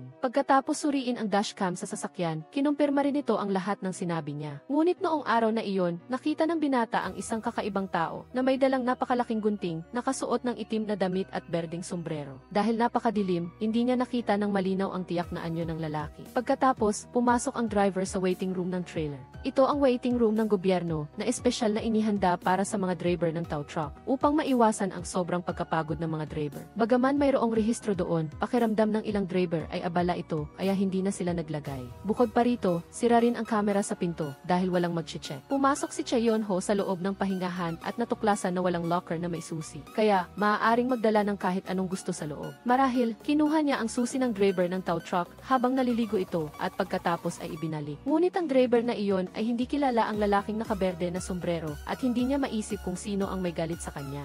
Maraming tao ang pumupunta at umaalis sa pahingahan. Kung ang taong iyon ay 2 beses na pumasok at lumabas, tiyak na may makakapansin sa kanya. Nagpa siya ang grupo ni Min So-hee na magtanong sa lahat ng dako bukas. Opisyal nang napromote ang ama ni Pyo Jung-guk bilang hepe ng pulisya. Natagpuan ng ama ni Yang Jae-young ang artikulo sa tabi ng kama ng kanyang anak na may kaugnayan sa insidente ng kotse. Siyempre, alam ito ng hepe ng pulisya dahil siya at ang kanyang anak ay nakatanggap ng katulad na liham. Ang taong iyon ay pumasok pa sa istasyon ng pulisya at inilagay ang liham sa kanyang opisina. Malamang, ang kalaban ay isang pulis din at ang ama ng babae noon ay isang pulis din bukod pa rito. Mayroon siyang napakagandang relasyon kay Kapitan Jung Chae-man. Si Kapitan Jung Chae-man, ngayon ay si Cha Eun-ho, ay sumama na rin sa grupong ito. Dahil dito, medyo nag-alala ang hepe ng pulisya. Nagpasya siyang ipasa ang kaso ni Yang Jae-young sa pangkat ng investigasyon ng krimen sa trapiko. Sa pamamagitan ng pagtatanong sa mga taong nasa pahingahan noong araw na iyon, nalaman nilang ang driver ng tow truck ay dati nang nagkaroon ng kaunting pagtatalo sa isang lalaki dahil sa maliliit na bagay, ngunit maliit lang iyon. At malinaw niyang naaalala na ang taong iyon ay may suot na berdeng sombrero at lumabas pa ang taong iyon sa pahingahan ngayon. Hinarap ng hepe ng pulisya si Kapitan Jung Chae-man at opisyal na ipinasa sa kanya ang kaso ni Yang Jae-young. Nang tanungin ni Cha Eun-ho ang isa pang driver ng tow truck,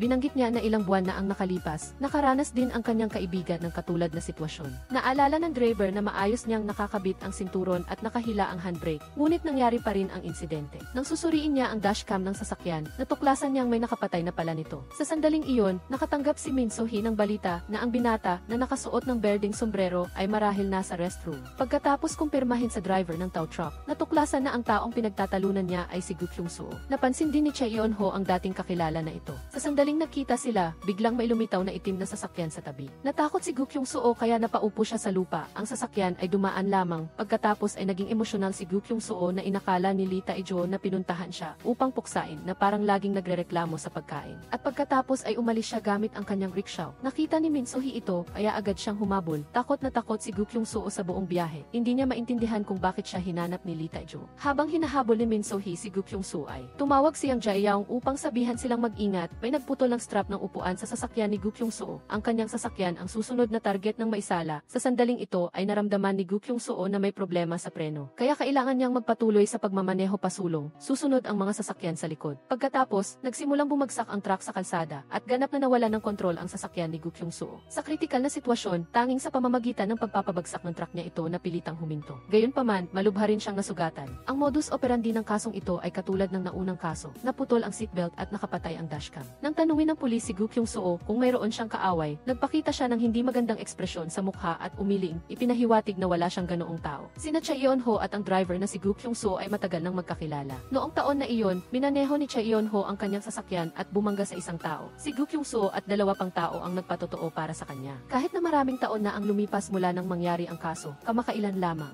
Ang mga taong sangkot sa kaso noong taon na iyon ay nakatanggap ng mga nagbabantang bagay. Napansin ni Lee Tae-jo na may itinatago si Gu Kyung-soo at naramdaman niyang hindi simple ang kaso noong taon na iyon, ngunit ayaw niyang magsalita. Pag-uwi niya, naalala ni Lee Tae-jo ang isang bagay. Kahapon, may isang lalaking nakasuot ng berdeng sombrero na nakatayo sa tabi ni Woo Dong-hee. Sinabi ni Woo Dong-hee na ang pangalan ng lalaki ay Seo Dong-woo at nagbigay din siya sa kanila ng impormasyon noon. Gayunpaman, asul ang suot niyang sombrero, hindi berde. Sadyang isinuot ni Chae Yeon-ho ang isang asul na sombrero at tumayo sa ilalim ng ilaw. Sa ilalim ng ilaw, naging berde nga ang sombrero. Kaya, posible na ang nakita ng chef ay isang taong nakasuot din ng asul na sombrero. Ginagamit pa rin nila ang mga sombrero para hanapin ang tao. Maaaring nagkaroon ng pagkakamali. Nauna rito, binanggit ng driver ng Kia na mayroon ding katulad na kaso. Posibleng may iba pa, hindi lang nila alam. Nagtrabaho ang mga kasamahan ng buong gabi at sa wakas ay nakahanap din ng dalawa pang lalaki. Noong Pebrero at Mayo ngayong taon, nangyari ang mga katulad na insidente. Ang pagkakapareho sa kanila ay pareho silang nasa ilalim ng pangalan ng isang kumpanya ng truck na tinatawag na si Y at ang may-ari ay si Kang Chang-seo. Lahat ng mga driver na sangkot ay mula sa iisang kumpanya na medyo kakaiba. Malamang na ang kumpanya ng CY ay kumukuha ng mga driver ng kargamento at pagkatapos ay ibinebenta ang mga komersyal na plaka ng sasakyan.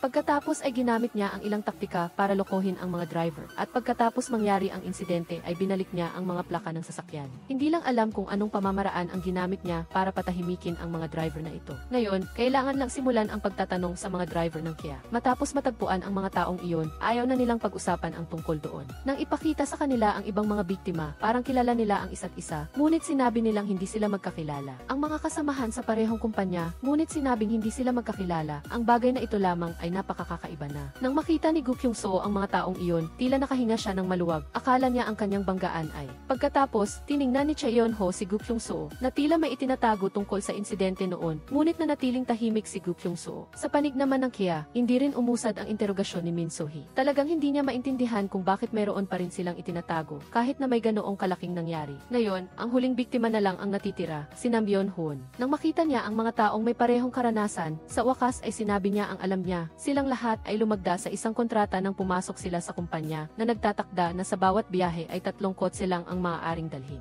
Ngunit pinilit sila ng kumpanya na magdala ng 5 kotse at bukod pa rito, kung may problema o pagkalugi mangyari sa proseso ng transportasyon, ang driver ang magiging responsable sa lahat. Pagkatapos magkaroon ng problema, ang kumpanya ay ibabatay sa kontrata at isisisi sa kanila ang lahat. Para kumita, wala silang ibang pagpipilian. Kung hindi sila pipirma, wala silang trabaho. Mayroon ding mga driver na hindi sumang-ayon sa hindi patas na kontratang ito, ngunit hindi pinilit ng kumpanya, lahat ay voluntaryo. Dahil walang ebidensya ng pamimilit o pagbabanta, walang magawa laban sa kumpanya. Mayroon pa ring mga pumirma sa hindi patas na kontratang iyon. Pagkatapos lumitaw ang mga problema, kaagad na ipinasa ng kumpanya ang lahat ng pagkalugi sa driver. Lahat sila ay pumirma ng kontrata at kumilos ang kumpanya ayon sa kontrata, kaya wala rin silang magawa. Nagkaisa rin ang mga driver para iulat ang kumpanya. Noong panahong iyon, ang mga nagsampa ng kaso ng magkakasama ay ang mga nasa larawan. Ngunit nagsampa pa ang amo ng countersuit. Sinasabing sila ang humahadlang sa operasyon ng negosyo ng kumpanya at umupa pa ng abogado para idemanda sila. Sa huli, kinailangan ng lahat na bawiin ang kanilang kaso. Sa panahong iyon, isa lang ang hindi bumawi ng kaso at iyon ay si Seo Yang-jun. Ngunit sa huli, natalo nanalo pa rin siya sa kaso. Ang pagkabigla ng pagkabangkarote ay nagpabagsak sa kanya at sa huli ay pinili niyang wakasan ang kanyang sariling buhay. Sa totoo lang, ang mga driver na bumawi ng kanilang kaso ay labis na nabagabag. Kung hindi nila kinaya ang pressure at umatras, malamang ay hindi namatay si Seo Young-jun, ayon kay Nam Yeon-hoon.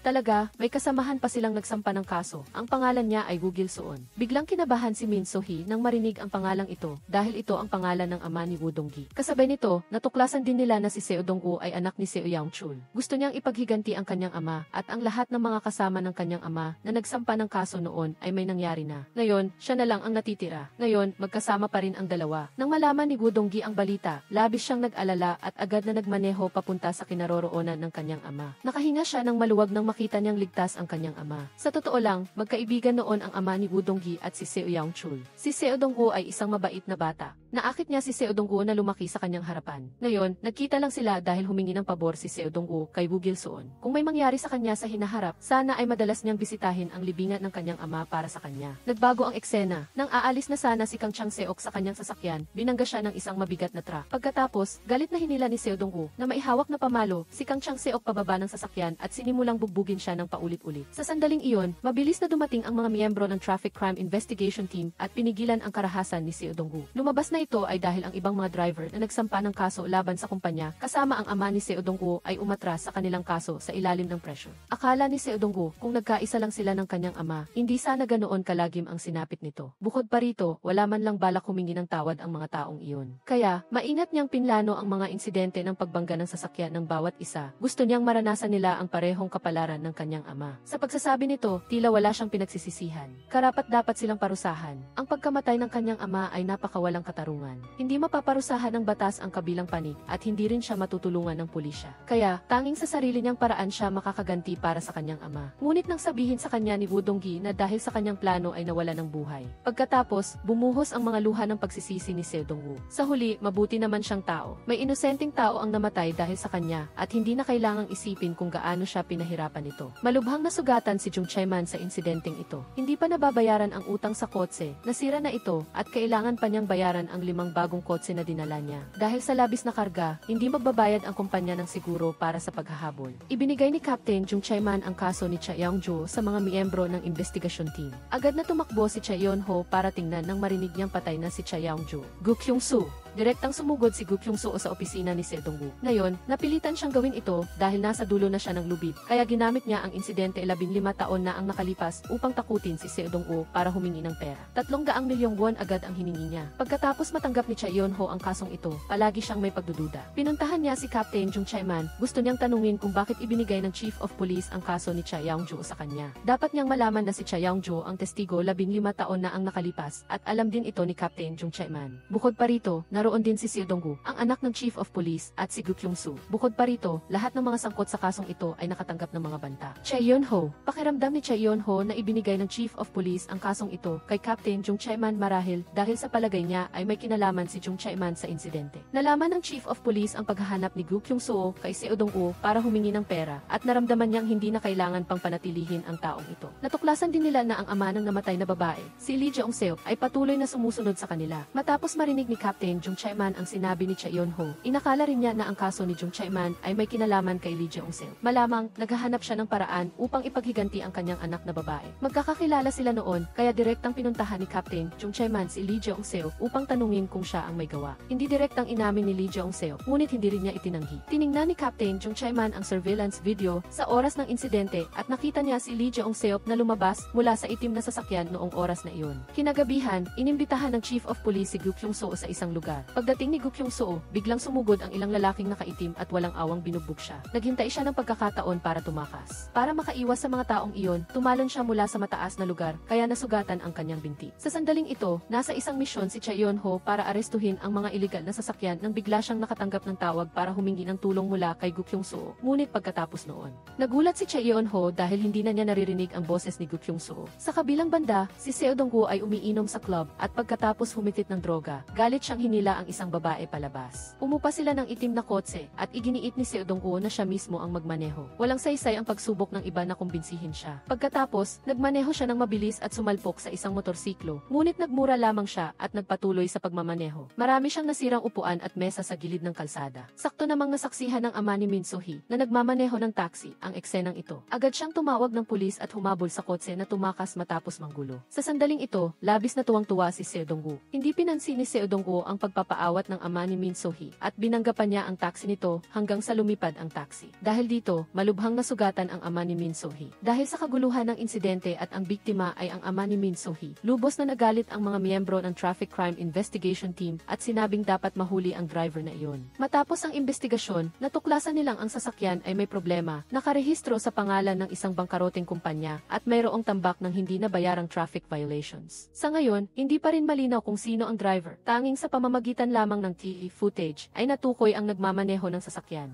Tinawag nila ang sasakyan at sinabi nilang hanapin muna ang sasakyan bago pag-usapan ang iba. Nawalan ng ina si Min So-hee noong bata pa siya. Nagtulungan silang mag-ama at napakalalim ng kanilang relasyon. Labis siyang nag-alala nang makita ang kanyang ama sa ospital. Aktibo ring nag-imbestiga ang mga miyembro ng grupo ng Kia. Natagpuan nila ang babaeng kasama ni Seo Dong-woo noong araw na iyon. Inamin niya na kasama niya si Seo Dong-woo sa sasakyan noong araw na iyon, ngunit bumaba siya bago nangyari ang insidente. Pagkatapos, minaneho ni Lee Byung-chan ang sasakyan. Natuklasan nilang nahaharap si Lee Byung-chan sa maraming kaso, kabilang ang pananakit at pangingikil. Nagsimula siyang magtrabaho sa isang kumpanya noong Marso ngayong taon.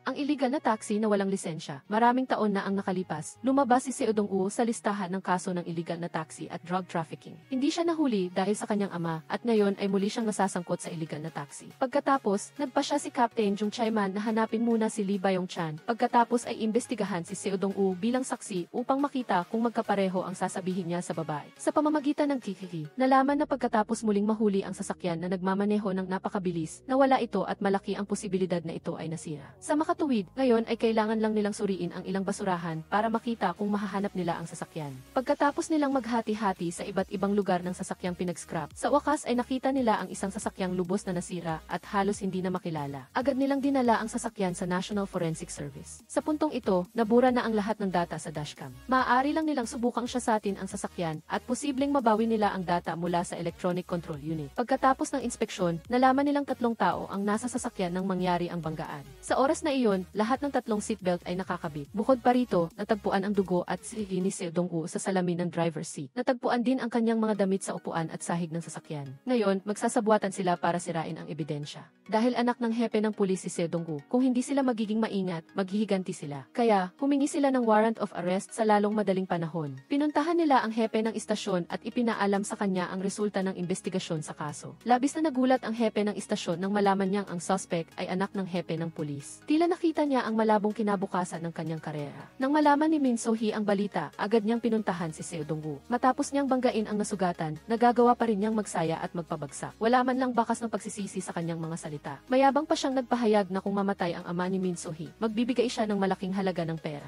Gigilitan si Min So-hee sa galit at muntik na niyang gibain ang club. Buti na lang at dumating si Cha Yeon-ho at hinila siya palayo. Nabalitaan din ng Chief of Police na muling gumawa ng gulo ang kanyang anak at labis siyang nagalit kaya pinuntahan niya ang kanyang anak. Alam na alam niya ang pagiging hayop ng kanyang anak. Pagkatapos uminom ng gamot, nakikipaglaro ito sa mga babae at minsan ay gumagawa ng gulo. Maraming beses na niyang binalaan ang kanyang anak na mag-ingat at huwag magpahuli. Ngunit ngayon, magaling na, gumawa na naman ito ng malaking gulo at nabangga pa ang ama ng isang pulis. Sa loob ng maraming taon, sapat na ang naranasan ni Seo Dong-woo sa otoritaryanong kapangyarihan ng kanyang ama. Palagi siyang tinatrato ng kanyang ama na parang isang bata na hindi pa hustong gulang at kinailangan niyang mamuhay ng napakaboring na buhay. Kinabukasan, sumugod si Seo Dong-woo sa istasyon ng pulisya para sa interogasyon bilang suspect, ngunit sa panahong ito, mayabang pa rin ang kanyang saloobin. Sa oras ng insidente, nakasakay si Seo Dong-woo sa kotse kasama ang isang babae. Ayon sa babae, nakaupo siya sa likurang upuan habang si Seo Dong-woo ay nakaupo sa passenger seat. Nang tanungin kung nakakabit ba ang kanilang mga seatbelt, pabiro niyang sinabi na hindi. Nang magpatuloy ang pagtatanong sa kanya, sinabi niyang hindi niya matandaan at sinabi lamang na bumaba siya bago nangyari ang banggaan. Hindi na niya alam kung anong nangyari pagkatapos. Ayon sa pagsusuri ng National Forensic Service, sa oras ng banggaan, lahat ng tatlong seatbelt ay nakakabit. Ipinapakita nito na tatlong tao ang nasa sasakyan noon.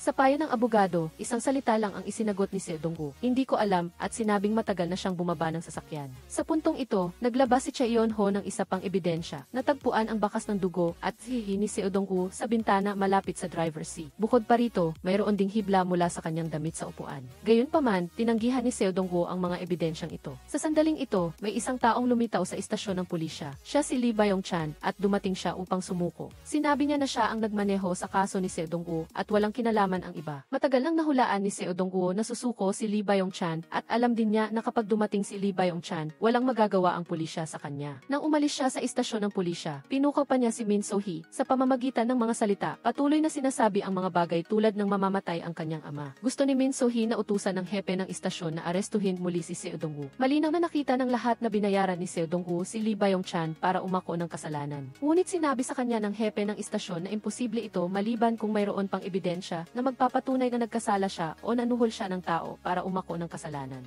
Nang makita ang galit at kawalan ng magawa ni Min So-hee, sinabi ni Cha Eun-ho sa kanya na mayroon din siyang utang na dapat bayaran kay Seo Dong-woo, partikular ang insidente ng pagbangga ng sasakyan noong taon na iyon. Bagaman maraming taon na ang lumipas, kamakailan lamang, ang lahat ng mga sangkot sa kaso noong panahong iyon ay nakaranas ng banta mula sa iisang tao, at pagkatapos matanggap ang banta, namatay si Jung Chae-man. Nawala si Gu Kyung-soo. Noong araw na iyon, nakatanggap siya ng tawag para humingi ng tulong mula kay Gu Kyung-soo. Paulit-ulit na sinasabi ng kabilang panig na hinahabol siya ni Seo Dong-woo, at pagkatapos ay nawala na lang siya. Pagpunta niya sa bahay ni Gu Kyung-soo, wala siyang nakita. Malamang, pinatay ni Seo Dong-woo si Gu Kyung-soo upang itago ang nangyari noon at ayon sa kanyang investigasyon. Nang mangyari ang insidente kay Jung Chae-man, mayroon ding itim na kotse na lumabas sa pinangyarihan. Pagkatapos ay nakita rin niya ang kotse na iyon sa pinagtatrabahuhan ni Gu Kyung-soo. Malalim din ang pagkakadawit ni Captain Jung Chae-man sa kasong ito. Pagkatapos makinig, labis siyang nalito. Sino ba talaga ang pumapatay sa mga taong sangkot sa kaso noong taon na iyon? Kung paghihiganti ang layunin, tila hindi dapat patayin ang mga testigo. Ang alam lang ni Cha Eun-ho ay noong panahong iyon, nagkataon lang na nakita nila ang aksidente sa sasakyan noong taon na iyon at pagkatapos ay tumawag sila ng ambulansya. Malabo niyang naalala na nasa sasakyan siya noon at biglang may lumabas na puting ilaw sa harap niya. Malamang na ang sanhi nito ay ang ilaw ng papalapit na sasakyan. Pakiramdam niya, malamang na may ginawa si Seo Dong-woo noon at para itago ang mga iyon, patuloy niyang pinapatay ang kanyang mga kasabwat. Ngunit hindi ito pinaniniwalaan ni Cha Eun-ho dahil personal na ibinigay ng Chief of Police ang kaso ni Jung Chae-man kay Captain Jung Chae-man. Kung si Seo Dong-woo ang may gawa, tiyak na hindi niya hahayaang si Captain Jung Chae-man ang humawak nito. Bukod pa rito, kahit gusto niyang itago, huli na ang lahat at lalong hindi siya magpapadala ng mga banta sa mga taong ito. Narinig din ng Chief of Police ang balita na nawala si Gu Kyung-soo noong araw na iyon. Plano niyang magpadala ng mga tao para asikasuhin si Gu Kyung-soo, ngunit hindi niya inaasahan na si Gu Kyung-soo ay kinuha sa gitna ng daan at pagkatapos ay nawala na lang ng walang bakas. Noong araw na iyon, si Lee Jeong-seok, ang ama ng babae ay nasa ospital. Hindi lumabas, hindi matukoy kung siya ang gumawa. Sa tatlong saksi noon, dalawa ang nagkaroon ng aksidente. Sa huli, si Jung-uk lang ang natira. Lubos ding nag-aalala ang hepe ng pulisya at ang nagulat na hindi nakita si Kyung-soo ay si Eun-ho. Ipinapakita nito na si Kyung-soo ay nakipag-ugnayan na sa kanya, kaya pakiramdam ni Lee Tae-jo ay kailangan nilang mamagitan at pamahalaan ng kaunti. Hindi nagtagal, si Captain Cheong ay inimbestigahan ng Disciplinary Committee. Pagkatapos nito, si Lee Tae-jo ang pumalit bilang pinuno ng Traffic Crime Investigation Team. Nahanap ni na Eun-ho at So-hee ang hepe, ngunit ang hepe, wala rin silang magawa tungkol dito. Tutal, ito ay utos mismo ng hepe ng pulisya. Paano niya ito babaguhin? Hindi sila umalis hanggang gabi at sa wakas ay nakita rin nila si Captain Cheong na bumalik. Pinatawan siya ng komite ng kapabayaan sa tungkulin, labis na investigasyon at paninira sa reputasyon ng pulisya at iba pang hindi mabilang na dahilan kaya sinuspindi siya ng 3 buwan. Sa totoo lang, hindi pa rin maintindihan ni Eun-ho kung bakit ipinagkatiwala ng hepe ng pulisya ang kaso ni Yang Chul kay Captain Cheong, ngunit dinisiplina siya dahil doon. Inilabas ni Captain Cheong ang mga tala na matagal na niyang pinahahalagahan. Siya ang responsable sa investigasyon ng kaso ni Eun-ho noong taong iyon. Nang panahong iyon ay may nakita siyang ilang kakaibang bagay. Ang unang tawag sa ambulansya ay mula kay Kyung-soo, ngunit binaba ni Kyung-soo ang telepono nang walang sinasabi. Naramdaman ng mga tao sa call center na may kakaiba, kaya patuloy silang tumawag. Makalipas ang 4 na minuto ay sinagot din ni Kyung-soo ang telepono. Nagduda si Captain Cheong na may nangyari sa loob ng 4 na minutong ito. Naalala rin ni Eun-ho ng kapanayamin niya ang hepe ng pulisya. Pumasok din siya at sinabing nakakita siya ng liwanag na tila may sasakyan na paparating mula sa kabilang direksyon, ngunit sinaway siya ng hepe ng pulisya, sinabing basta-basta niyang pineke ang katotohanan. Naniniwala si Captain Cheong na sinadya ng hepe ng pulisya na burahin ang bahaging ito ng interogasyon. Ibinunyag ni Captain Cheong kay Eun-ho Noong una, may isang reporter na nag-imbestiga sa isyong ito, marahil ay mayroon pa siyang impormasyon. Agad nila itong hinanap at gaya ng inaasahan, mayroon pa nga siyang mga litrato noong panahong iyon. Bukod pa rito, naramdaman niya na ang mga pahayag ng saksi noong panahong iyon ay may maraming katanungan at hindi magkakaugnay, hindi tumutugma sa pinangyarihan. Pagkatapos ay sinuspinde ang kanyang ulat at hindi niya alam kung bakit hindi pinayagan ng pahayagan na ipagpatuloy niya ang imbestigasyon sa kasong ito. Nakita niya na balak pa ring imbestigahan ng grupo ni na Yeonho ang kasong ito, kaya hindi niya mapigilang paalalahanan sila na maging maingat dahil ang mga ama ng mga batang iyon. Ang isa ay ang kasalukuyang hepe ng pulisya at ang isa pa ay isang chairman na may background sa organisadong krimen. Lahat sila ay napakahirap pakitunguhan. Matapos nilang makuha ang mga larawan mula sa reporter, ang gulong ng sasakyan ng hepe ng pulisya ay tumugma sa gulong na nasa katawan ng biktima. Nagpasya silang bumalik sa pinangyarihan upang mas detalyadong maalala. Pagdating sa pinangyarihan, maraming masamang alaala ang bumalik sa isip ni Yeonho, ngunit pinilit niyang alalahanin. Nang araw na iyon, nakaupo siya sa sasakyan, nalilito at nakakita ng maraming bilog ng ilaw. Batay sa mga marka ng gulong sa biktima, natukoy niyang ang pangunahing saksi ay ang kriminal na si Jungkook. Siya ang paulit-ulit na dumagan sa biktima. Sa puntong ito, tumawag si Captain Cheong at sinabing ang nagmamaneho ng sasakyan na bumangga kay Young Chul ay isang pilay. Naalala nila ang mga pilay na tao sa kanilang paligid. Bukod sa ama ng biktima, nariyan din si Kim Hyun-min mula sa Forensics Department. Ikumpara ang mga nagbabanta na dokumento at forensic na papeles at nalaman na lahat sila ay galing sa iisang printer. Lumabas na ang analyst ay ang asawa sa aksidente noong taong iyon. Hindi siya namatay, ngunit nagpalit ng pagkakakilanlan upang magtrabaho sa Forensics Department. Nang araw na iyon, nakita niya ang ulat ng kaso at ang gulong ay hindi kay Yeonho. Sa pamamagitan ng paghahambing, nalaman niya na ang naghatid sa kanyang asawa. Ang naghatid sa aking asawa sa langit ay si Jungkook. Hindi na solusyonan ang kaso dahil pulis ang ama ng salarin. Nagpahayag si Yeonho ng panghihinayang sa nangyari noon, ngunit ayaw ni Hyunmin na basta na lang mahuli, kaya pinabagsak niya si Yeonho at tumakas. Nagmamadali siyang nagmaneho para tumakas. Si Lee Tae-jo, nakasama ng hepe ng pulisya, ay ayaw na lumabas ang bagay na ito at makaapekto sa kanyang kinabukasan, kaya agad siyang nagpadala ng mga tauhan para sumunod. Sumunod ay isang matinding habulan.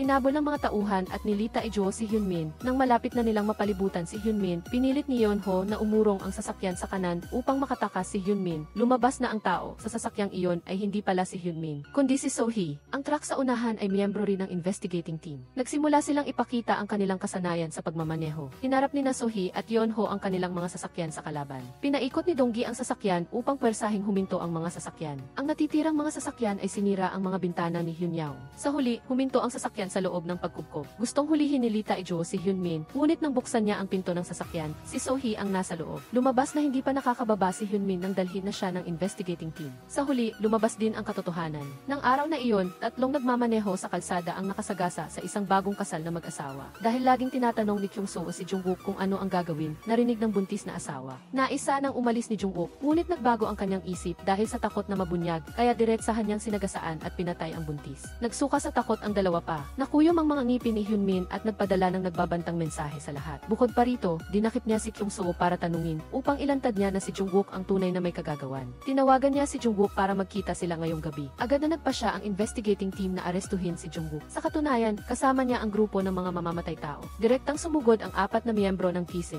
Traffic Crime Investigation Team, at pinagpalo ang buong grupo ng sindikato. Nahuli ang 2 pangunahing suspect. Lubos na nagalit ang hepe ng pulisya nang marinig niyang nahuli ang kanyang anak. Kinabukasan, si Tae-jo ang nagtanong kay Hyunmin. Siyempre, hindi niya tatanungin ang tungkol kay Jungkook. Ang panig ng abogado ay nakahanda na rin ang mga dahilan para tumanggi. Sinabi nila na gusto ni Hyunmin na dalhin ang isang tao na hindi si Chairman Jang, ama ni Young Chul, kaya wala itong kinalaman sa kanya. Nakahinga ng maluwag si Jungkook nang marinig niya ito at iniisip pa niya na taasan ang sweldo ng abogado. Nagulat din si Lee Tae-jo na natapos na niya ang paghawak sa sitwasyon. Walang magawa ang investigating team sa mga dahilan na ito. Binanggit ni Yeonho na ang litrato ni Kyung-soo sa bahay ni Hyunmin ay hindi pa rin nabubura. Kung makita lang nila ang tanging saksing ito, talagang mahuhuli nila si Jungkook. Ngunit nasaan nga ba inilagay ni Hyunmin si Kyung-soo? Ang itineraryo niya ay nasa kamailahat ni Lee Tae-jo. Tiyak na gusto ni Lee Tae-jo na unahan si Kyung-soo. Sa puntong ito, alam ni Jungkook na kayan hawakan ni Lee Tae-jo si Kyung-soo at tumanggi si Kyung-soo na aminin ang kanyang mga kasalanan. Ngunit nang dumating si Lee Tae-jo sa pinangyarihan, nakita niyang wala si Kyung-soo sa upuan. Isang business card na lang ang natira doon. Min So-hee, Traffic Crime Investigation Team. Lumabas na kinopya na pala ni Donggi ang dashcam footage ng maaga. Dumating ang investigating team 3 oras ng mas maaga upang iligtas si Kyung-soo. Nang lumabas si Kyung-soo, inilantad niya ang lahat ng krimen ni Jungkook. Kinabukasan, agad na iniulat ang balita. tungkol sa relasyon ng kanyang anak at ng hepe ng pulisya, pati na rin ang mga krimen na nagawa ng kanyang anak. May isang mahusay na reporter pa ang gumawa ng maikling video. Sa huli, pinuntahan ng hepe ng pulisya ang kanyang anak sa bilangguan at sinabing tapos na ang kanilang relasyon. Wala siyang alam, binulong niya sa bilangguan na ako ang may kagagawa ng lahat. Walang kinalaman ang aking ama. Pagkatapos ay humingi ng paumanhin ang hepe ng pulisya sa media para sa kanyang anak na gusto niyang linisin ang kanyang pangalan. Ngunit sa isang iglap, kinuha siya ng ama ng biktima. Mabilis na nakakuha ng impormasyon ang pulisya at agad silang kumilos sa pamamagitan ng paglalabas ng pangkalahatang warrant of arrest. Nais iligtas ng hepe ng pulisya ang kanyang sarili. Sinabi niyang wala siyang alam sa ginawa ng kanyang anak at pinayuhan ang kabilang panig na huwag magpatangay sa nakaraan at tingnan ang hinaharap. Ngunit sinabi ni Lee Jeong-seop na hindi niya makakalimutan at ang taong tulad niya ay hindi karapat-dapat umupo bilang hepe ng pulisya. Sa puntong ito, nakatanggap siya ng tawag mula kay Yeon-ho. Pareho silang biktima ng insidente noong taong iyon. Ginawa ni Lee Jeong-seop ang bagay na ito upang ipaghiganti ang kanyang anak na babae. Pinayuhan siya ni Yeon-ho na huwag gawing iyon at tiniyak sa kanya na ang isang pulis na tulad niya ay siguradong mahuhuli ang masamang tao at ibibigay sa hustisya. Ngunit tinanggihan siya ni Lee Jeong-seop. Matagal na siyang naghintay. Nakita ng hepe ng pulisya na determinado ang kabilang panig, kaya agad siyang nagsalita. Sinabi niyang mayroon siyang ebidensya sa kanyang kamay at kung siya ay mamamatay, hindi na matutuklasan ang mahalagang ulat na iyon. Pagkatapos niyang sabihin iyon, habang abala si Lee Jeong-seop, sinubukan niyang agawin ang manibela, ngunit sa kasamaang palad, hindi siya katapat ni Lee Jeong-seop. Itinulak siya ni Lee Jeong-seop pabalik. Sa sandaling iyon, dumating si Captain Cheong at sinubukang pilitin siyang huminto. Nang makita niyang hindi natitinag si Lee Jeong-seop, inapakan niya ang gas at humarurot, pinahinto ang sasakyan sa gitna ng daan upang harangan si Lee Jeong-seop. Nabigo ang plano ni Lee Jeong-seop at kaya niya lamang hawakan ang kwelyo ng hepe ng pulisya na gusto niyang makuha ang mahalagang ebidensya na pinatay ng anak ng hepe ng pulisya ang kanyang anak na babae. Pumuso ang hepe ng pulisya at sinabing walang ebidensya. Sa huli, pinigilan ni Captain Cheong si Lee Jeong-seop. Nagawa lang niyang tumingin sa kabilang panig na may sama ng loob at walang magawa. Si Yeon-ho mismo ang nagtanong kay Lee Jeong-seop. Nahulaan na ni Lee Jeong-seop ang kanyang kahihinatnan. Gusto lang niyang gampanan ang tungkulin ng isang ama sa huling pagkakataon. Tiningnan ni Yeon-ho ang matandang lalaki at sinabing tiyak na dadalhin niya ang masasamang tao sa hustisya. Upang makuha ang simpatsya ng publiko, sinadya ng hepe ng pulisya na lumabas ng ospital na nakasakay sa wheelchair. Sa harap ng publiko, nagkunwari pa silang umaasa na mababawasan ang sentensya ng salarin. Hindi nagtagal, nagbukas ang korte.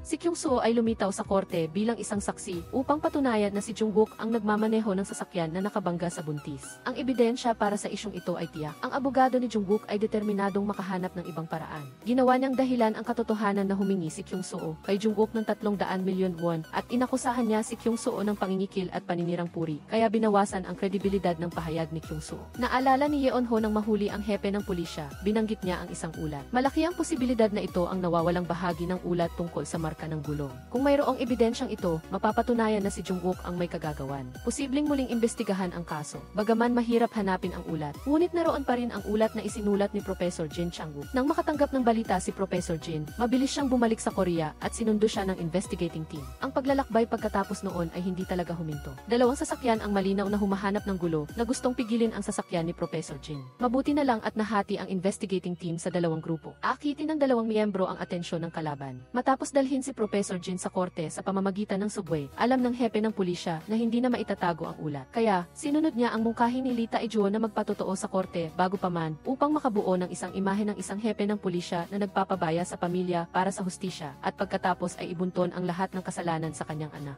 Lubos na nagiba si Jungkook sa matinding dagok at umamin sa pagpatay sa korte, kasama ang kanyang ama. Sa puntong ito, pinatunayan din ni Professor Jin na ang hepe ng pulisya ang kumuha ng ulat noong taon na iyon. Ang dalawang magkasunod na akusasyon ay nagpabagsak sa hepe ng pulisya. Inakusahan siya ng taga-usig ng pag-abuso sa kapangyarihan at pagkasira ng ebidensya. Nang bumagsak ang dingding, itinulak ng lahat ang pinakapinagkakatiwalaan niyang kanang kamay, si Lee Tae-jo. Upang putulin ang relasyon sa kanya, personal din siyang inakusahan ni Lee Tae-jo ng korupsyon. Hindi nagtagal, nahuli ang hepe ng pulisya at nilitis sa korte. Si Jungkook ay sinentensyahan ng 25 taon sa bilangguan para sa iba't ibang krimen, kabilang ang pagpatay at pagtakas matapos makabangga. Ang tumatakas na hepe ng pulisya ay sinentensyahan ng 12 taong pagkakakulong. Ang chairman na si Jang, na lihim na nakikipagsabuatan sa kanya, ay sinentensyahan ng 15 taon at 6 na buwan para sa pandaraya, panunuhol, at pagiging kasabwat sa pagpatay. Sa wakas ay nabunyag din ang katotohanan ng 15 taong maling kaso. Si Lee Tae-jo ay napromote bilang hepe ng pulisya dahil sa kanyang merito. Direktang binuwag niya ang Traffic Crime Investigation Team na isang tinik sa kanyang lalamunan. Ang mga pulis na nakakaalam ng loob ay hindi masaya para sa kanila, ngunit wala silang magawa. Sa isang iglap, lumipas ang isang taon. Si Yeon-ho ay inilipat sa isang liblib na isla. Dito, mayroon lamang 4 na pulis. 2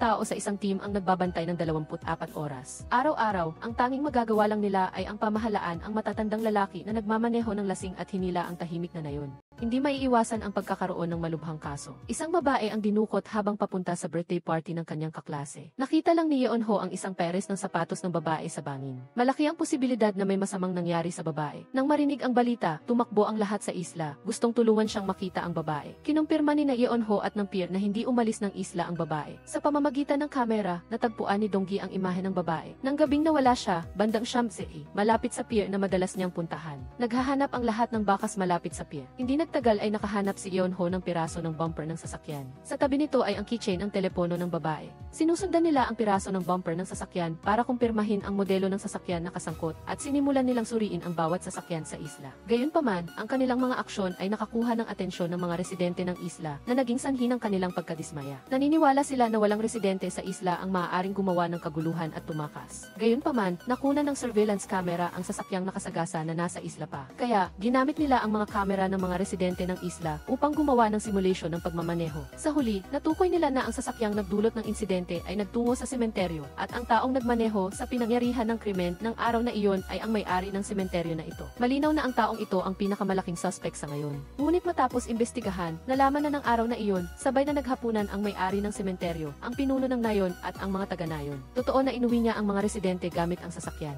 Ngunit sinabi ng pinuno ng nayon na hindi nila napansin na bumangga ang sasakyan sa isang tao at naniniwala pa nga sila na ang traffic investigation team ay nagdudulot ng gulo. Sa kabilang banda, napansin din ni Yeonho na walang bakas ng pagbangga ang sasakyan ng taong ito. Nang makita niya kung gaano kumpiyansa ang may-ari ng sementeryo, nahulaan niyang marahil ay ipinagpalit ang sasakyan. Sa katunayan, sa pamamagitan ng kamera ng maliit na isla, nalaman na noong araw ng insidente, mayroong dalawang magkaparehong sasakyan. Isang sasakyang may katulad na hugis ang dinala sa isla at may mga bakas pa ng pagbangga sa sasakyan. Kaya hinanap nila ang may-ari ng sasakyan na kamag-anak ng may-ari ng sementeryo. Ngayon, kumpirmado na ang ebidensya. Gayunpaman, sinabi ng pinuno ng nayon at ng mga taga-nayon upang protektahan ang may-ari ng sementeryo na pinalitan nila ang sasakyan bago nangyari ang insidente. Malinaw na mayroon silang lihim na kailangan nilang pagtakpan ng magkasama. Wala nang magawa ang investigating team. Kailangan lang nilang magpatuloy sa paghahanap. Nakahanap sila ng earphone sa pinangyarihan. Upang lukuhin ang grupong ito na magpakita ng mga butas sa kanilang kwento, sinabi nilang inimbitahan nila ang mga eksperto sa teknolohiya ng komunikasyon bukas upang kumpirmahin ang lokasyon ng kabilang earphone at sa panahong iyon, makikita nila ang biktima. Kinabukasan, totoo nga,